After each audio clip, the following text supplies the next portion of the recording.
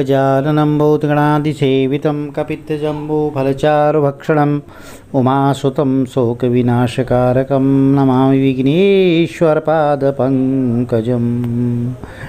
ओम नमो भगवते वासुदेवाय नमः। जय श्री कृष्ण मित्रों, आज की वीडियो में विनायक चतुर्थी व्रत कथा का श्रवण करने जा रहे हैं।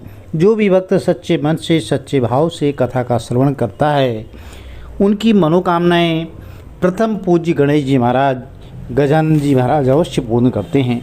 प्रिय भक्तजनों, हमें कथा को सच्चे मन से सच्चे भाव से हृदय से इस पर सुनना चाहिए और सुमिरन करना चाहिए।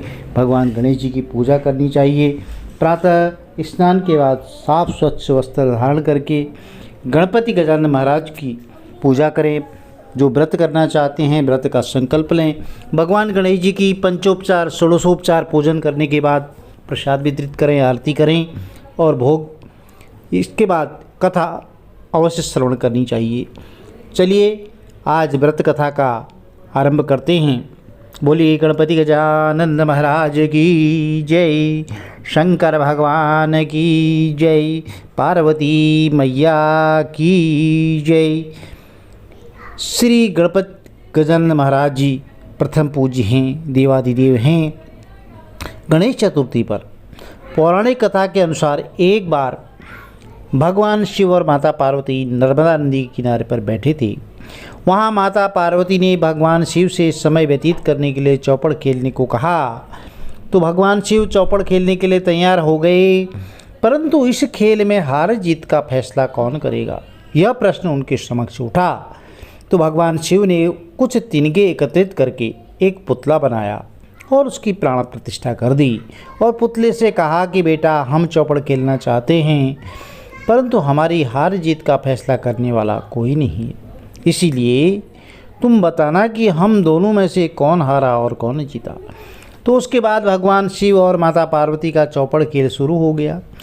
यह खेल 3 बार खेला गया और संयोग से तीनों बार माता पार्वती ही जीत गई। खेल समाप्त होने के बाद बालक से हार जीत का फैसला करने के लिए कहा गया तो उस बालक ने महादेव को विजयी बता दिया। अब यह बात सुनकर के माता पार्वती बहुत क्रोधित हो गई और उन्होंने क्रोध में बालक को जो है लंगड़ा होने और कीचड़ में पड़े रहने का श्राप दे दिया। अब बालक ने माता पार्वती से माफ़ी मांगी, क्षमा मांगी और कहा कि माता, मुझसे अज्ञानतावश ऐसा हुआ है, मैंने किसी द्वेष भाव में ऐसा नहीं किया। तो बालक द्वारा क्षमा मांगने पर माता ने कहा, यहाँ गणेश पूजन के लिए नाग कन्याएँ आती हैं, उनके कहे के अनुसार तुम गणेश का व्रत करो, ऐसा करने से तुम मुझे प्राप्त करोगी। और यह कहकर माता पार्वती शिव के साथ कैलाश पर्वत पर चली गई। 1 वर्ष के बाद उस स्थान पर नाग कन्याएँ आई। तब नाग कन्याओं से श्री गणेश जी के व्रत की विधि मालूम करने पर उस बालक ने 21 दिन तक लगातार गणेश जी का व्रत किया। उसकी श्रद्धा से गणेश जी बहुत प्रसन्न हुए और उन्होंने बालक को मनोवांछित फल मांगने के लिए कहा। तो उस पर उस बालक ने कहा, हे विनायक जी महाराज, मुझ में इतनी शक्ति दीजिए कि मैं अपने पैरों से चलकर अपने माता पिता के साथ कैलाश पर्वत पर पहुंच सकूं और वे यह देख कर के प्रसन्न हों। तो तब बालक को वरदान देकर के श्री गणेश जी अंतर ध्यान हो गई और इसके बाद वह बालक कैलाश पर्वत पर पहुंच गया। कैलाश पर्वत पर पहुंचने की अपनी कथा उसने भगवान शिव को सुनाई। चौपड़ वाले दिन से माता पार्वती शिव जी से विमुख हो गई थी, इसलिए देवी के रुष्ट होने पर भगवान शिव ने भी बालक के बताए अनुसार 21 दिनों तक श्री गणेश का व्रत किया।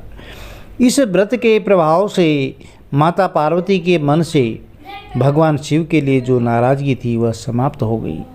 तब यह व्रत विधि विधान से भगवान शंकर ने माता पार्वती को बताया। यह सुनकर माता पार्वती के मन में भी अपने पुत्र कार्तिकेय से मिलने की इच्छा जागृत हुई। तब माता पार्वती ने भी 21 दिन तक यह व्रत किया और भगवान गणेश जी को दूर्वा, फूल, लड्डुओं से पूजन अर्चन किया और 21वें दिन कार्तिकेय स्वयं माता पार्वती जी से आ मिली। तो उस दिन से श्री गणेश चतुर्थी का यह व्रत समस्त मनोकामनाओं की पूर्ति करने के लिए, सारी कष्ट दूर करने के लिए जो है प्रत्येक मनुष्य ये व्रत करता है और समस्त सुख सुविधाएं इस व्रत को करने से प्राप्त होती हैं। तो प्रिय भक्तजनों, यह विनायक चतुर्थी की कथा थी। जो भी भक्त सच्चे मन से, सच्चे भाव से और हृदय से गणपति गजानन महाराज का व्रत करता है, पूजन करता है, तो विनायक जी महाराज उनकी मनोकामनाएं जरूर पूर्ण करते हैं। यह छोटी सी कथा थी। कहानियाँ बहुत सारी प्रचलित हैं, कथाएं बहुत सारी प्रचलित हैं।